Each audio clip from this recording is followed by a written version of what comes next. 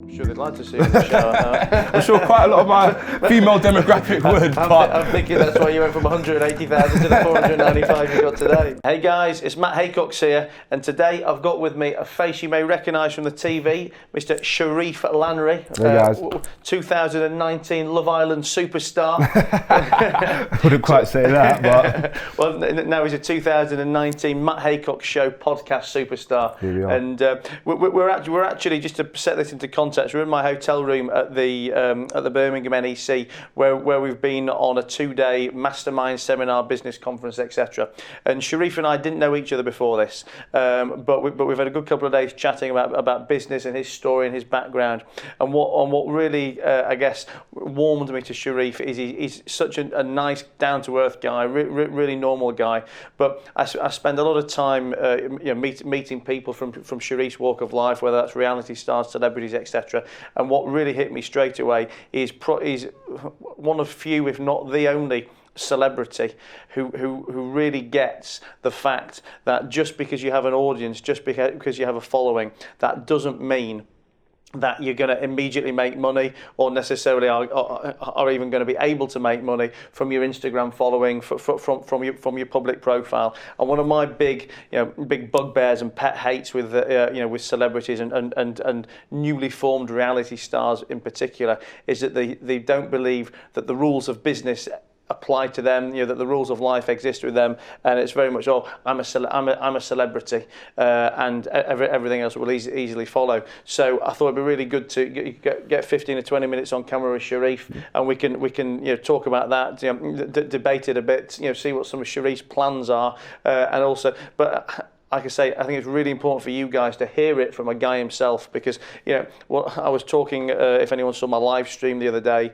with one of our Instagram superstars, not insofar as he's an absolute expert in how to create and build your Instagram profiles. And one of the things we were saying is, everyone thinks influencers have hit the holy grail, but my saying, if you like, is show me 10 Instagram influencers with 500,000 followers, and I'll show you 10 people who are skint.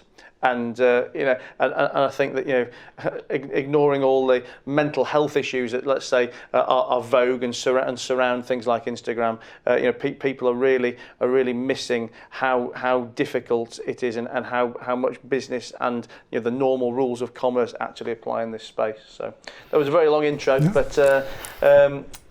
I think you're certainly right. I think the main problem with the issue surrounding reality stars coming off a show, for example, like Love Island, and just automatically thinking that their Instagram profile especially is their business, is that as soon as you come off a show like that, I don't know if quite a few people from this year had management before, but as soon as you come off, that's hammered down that you will make money, you will make money, you will make money, we'll make you money regardless. So there's not so much focus on. And who is hammering that down to you? That's the management. I would say, yeah, because everyone's in a dogfight to actually get the people that come off a show like Love Island. So they're telling you what you want to hear. They're telling you what you want to hear. So I think at the time it just sounds a lot sweeter than having to go the long route of applying the rules of business and actually building something long term.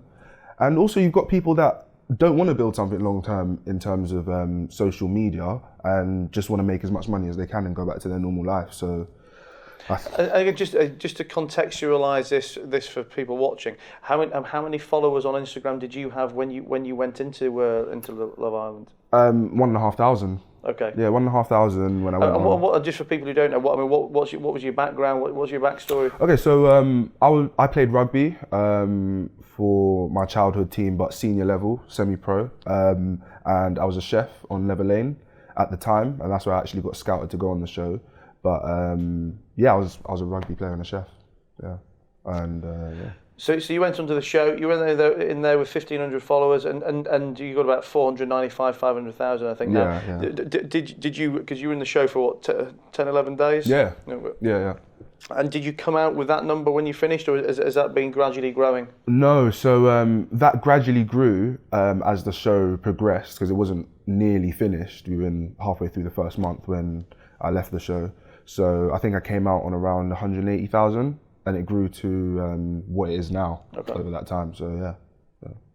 And what pieces of advice that you've been given around social? I mean, obviously, you had a manager or a management team who were let's say looking to try and get you paid posts and endorsements and things. But have you ever been specifically advised about how to grow an Instagram profile and how to engage with your audience? I don't think we've ever been specifically advised by Love Island or our managers how to grow an Instagram. Well, I haven't either, but I think we've been taught how to maintain it and stay in the limelight, which, I mean, for some works, for some that's not what they want. What would you say your top 2 or 3 tips are for someone in terms of how to maintain and how to stay there? I think transparency is one thing that a lot of people lack on social media. It's coming through more so now, but I think transparency is key. Just documenting. I think people just want to see what you're doing, no matter what you're doing. You could be in the shower for all they care, as long as you're documenting it. I'm sure they'd like to see you in the shower. I'm sure quite a lot of my female demographic would. I'm thinking that's why you went from 180,000 to the 495 you got today. Gosh, so just showing them your life and transparency. I would say that's it. So do you have a particular niche that you follow at the moment on social media? Right now, I would say my niche is coming from the angle of someone who's come off of a show like Love Island and is not trying to go back to the life he had before, but trying to build upon that, as opposed to trying to create a whole new life that I'm not used to. So that's your story. That's your journey. You're still the Sherif you were last month, last year. I would like to think so. Ago. I'd like to think so. And I think obviously we've talked about this a lot off camera over the last couple of days. Because for me, the biggest failing, and for me as well, it's not just the naivety or let's say the arrogance of some of the reality stars for not doing it. Ultimately, they probably don't know any better. Well, they certainly don't know any better, and they're being pushed by a management team who have got completely self-serving interests. I.e., all they want to do is hammer the shit out of them for 6 months, 12 months, 18 months, knowing that the reality is that 99% of these people will disappear into oblivion in a reasonably short space of time. But for me, the important part that is missing is a real purpose for every one of these people. Because yes, okay, you can be. And I'm no Love Island expert, but let's say Molly May. So she comes out and she's got whatever million followers. Okay, she's a hot girl and she can whatever promote Boohoo or hold some makeup up there. But that has a lifespan. Whether that lifespan 6 months or 2 years or 5 years, I think 5 years is completely extreme. Yeah. But in today's world, people's interest level, people's attention span is very short, and the interest in a pretty girl for the fact that she's a pretty girl is going to wane pretty quickly. When the next pretty girl comes out there, and for me, it's absolutely crucial that if you want to maintain and grow your audience, and then, but more importantly, move on to other platforms and hit other demographics. It's to have a purpose that is your thing. I mean, obviously we talk about rugby. That's where you're from. But whether it's rugby, whether it photography, whether it's been and for me to be an influencer, you need to own a space. You can't just be an influencer showing makeup products and doing a makeup tutorial, because there'll always be someone who's going to be better looking than you next week, and a different product or whatever next week, or a different show that's going to get more people on there. And for me, this is where everybody's missing it. They're just they're earning some good money for 12 months or so, but that money then that just absolutely depletes. Falls off a cliff. Yeah. So I think you're completely right in the lacking passion aspect for what they've been known to do. So, for example, if you were a personal trainer before, people kind of tend to skew off in a different direction and just do things that the industry want them to do, which isn't necessarily good for them in the long run. So, for example, me, I've gone back to rugby and I'm trying to go back to cooking and actually show people the reason why I got on the show in the first place. But I think that goes out of people's heads, whether that's management, family encouragement, or just the direction that they saw themselves heading in after the show. Some people just go a bit too far with that and never return home. But yeah, I just think it's the people around you as soon as you come off the show that sets the initial direction that you head off in. So, for example, the management that I had when I first came off, was very focused on keeping me in the limelight, having PR stunts, and just kind of doing stuff to create this false celebrity sense. But yeah, I think that's the case with a lot of people. And I think you need to be really headstrong coming off a show, especially like Love Island, when you have fans and you're thinking, should I appeal to the fans, or should I appeal to my management, or should I just try and make a load of money whilst I can? You know what I mean? And for me, the answer to that comes from the fact that you have to realise that you aren't a celebrity, you aren't a reality star. What you are is you're a business person. Exactly. You're a brand owner.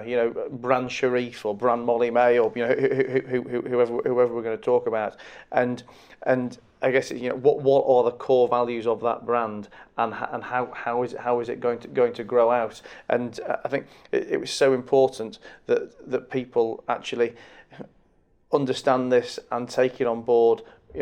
Months before, because people like yourself are in a very, very fortunate position that you're going to get that mass, rapid exposure and go from 1,000 followers to 180, from 180 to 500,000. That is any entrepreneur's dream, really. To create that vast audience overnight, and it's really a tragedy, if you like, that it then doesn't get built upon and monetized for the long term. And I think as well, it's not just about doing something that's sexy or fun or whatever. It's about ultimately making a sustainable income for the long term. And you have an audience base that likes you, that buys into you, and really it's about understanding what they want and giving them the content that they want, selling them the product they want, which may not be the product that you want, but certainly might not be the product that the management team want, but really saying, look, I've got 500,000 fans, they're UK based, they're 70% women, they're in this age range, and I mean none of this is rocket science. It's all the normal principles of business that every other successful business owner is doing it every day. And I guess for me, it's not the fault of the reality stars. It's the fact that like I say, they don't know any better, and they get picked up by a management team who absolutely does not have their best interests at heart, and they just want to smash them out doing some PAs and take I think the main reason that people don't take the entrepreneurial route is because it's a pretty lonely walk for someone that comes off a reality show. Like, your management would have no interest because they're not getting a cut.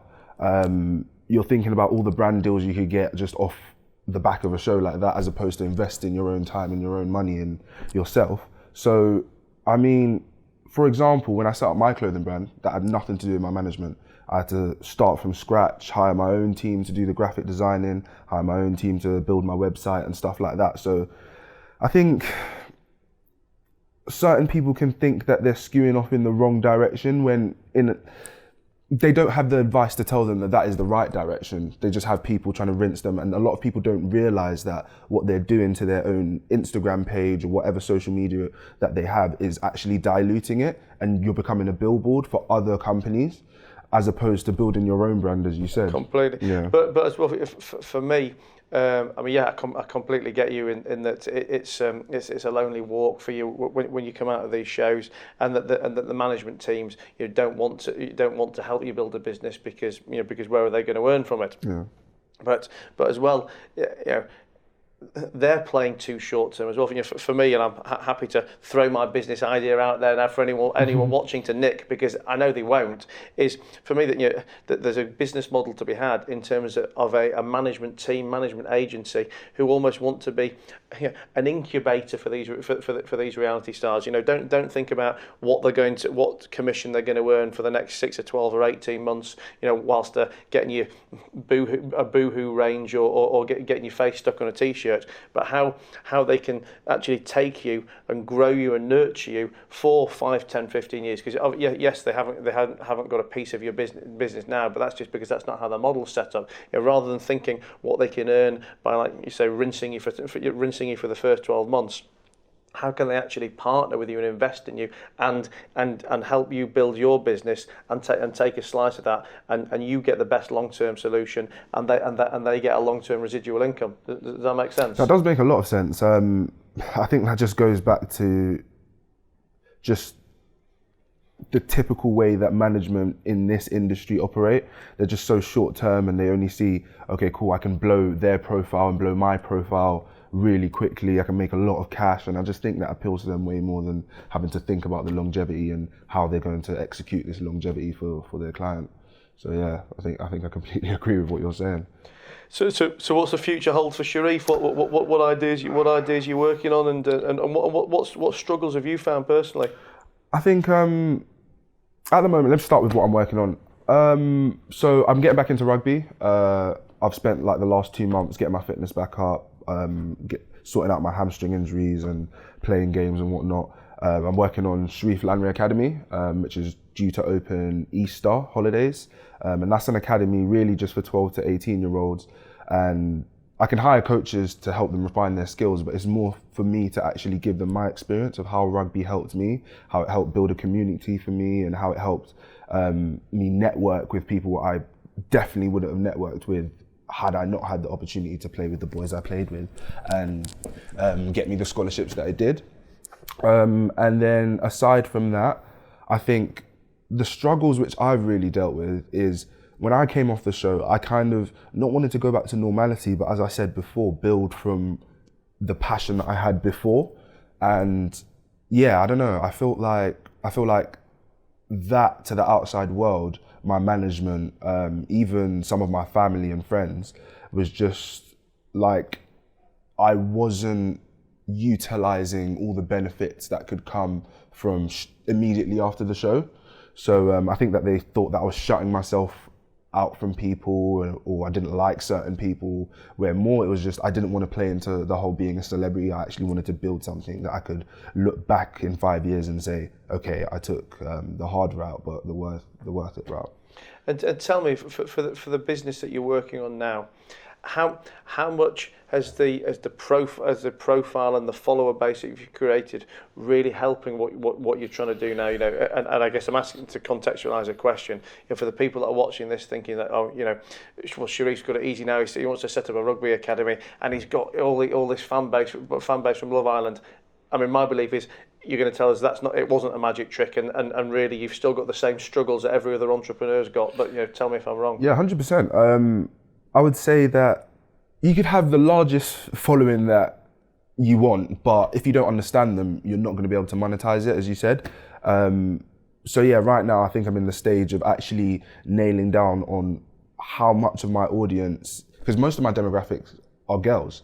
So in that sense, I'm not saying that girls don't play rugby, but for the academy that I'm running, I don't think it will be unisex. So I need to understand my demographic in the sense of who wants to actually be involved in rugby, who wants to play rugby to a higher level, and who's just following me, I don't know, because it's entertaining or whatnot. So yeah, it's really like understanding your followers, interacting with your followers, and I don't think that's the focus of many people's game plan. So yeah. And obviously, I've said earlier that, you know, I've been really impressed with how down to earth you are and how much you really get it. But again, what I really like as well is the fact that you're so ready to learn and ready to absorb me, and the sheer fact that, you know, we're here together at this conference, yeah. And you know, you accept that you need to learn the same skills and the same basics, you know, that other people do. I told you at lunch yesterday that when we had a few spaces left on this conference, you know, I put it out to a couple of management teams out there, saying, look, if you've got some reality star clients, some celebrity clients who are going to benefit from 2 days of immersive business coaching and focus on the brand and learn new skills, you know, please send them along. To which they turn around and say, well, my clients get paid to attend stuff like that, why would they go? And I'm thinking, yeah, what fucking planet are you on? Seriously, and I think for me it's two things. One is the clients themselves won't even have been made the offer. Yeah. It's simply the management team saying, well, you're not paying the client, therefore I'm not getting paid. So why am I going to put it to them? But I would also imagine that many of the clients, should they have the discussion with the management team, do genuinely believe that they're above it, you know, until the point that it becomes too late. Yeah, definitely. I think on that was even the case with me. I'm not going to name names, but my initial management were a prime example of what you just said. So after I actually left, I found out that they'd been making ludicrous offers to certain clients and just like having them just kind of pull away from our management team altogether and me as a influencer. So some of the offers which, I don't know, for example, a conference were offering and they'd say, well, you need to pay him X amount, but I would have gone to that and they never even had that discussion with me. So I think that is the problem. When you're so reliant on management to make all your decisions and you give them that free will to just make decisions on your behalf, a lot of it isn't actually run through you, so you have no autonomy over what you're doing.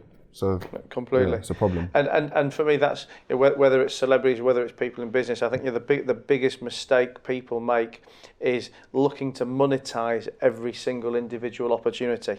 And you know, and I'm always the first to say, because a lot of the time, you know, I'll be doing things, and you know, my peers or friends or people that know me will say, oh, what are you getting paid for that, or how much have you earned for that? And the answer is nothing. But my strategy very much is, I will 80% of what I do for free.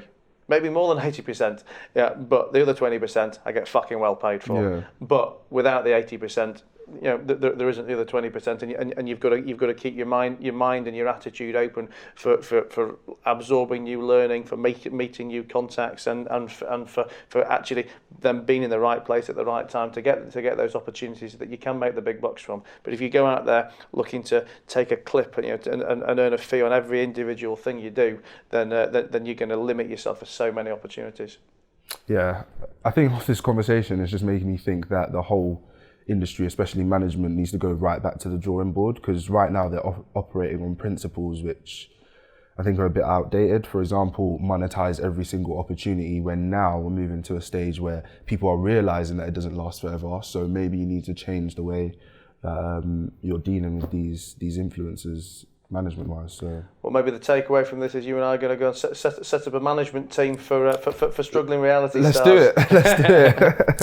Yeah. Well, listen, thanks a lot for being here, buddy. It's been fantastic to talk to you. And like I said, you know, I really wanted to give you guys at home an honest account of that. You know, being a celebrity, being a reality star is not a magic trick. It's not the be all and end all, and it certainly isn't a quick fire route to success.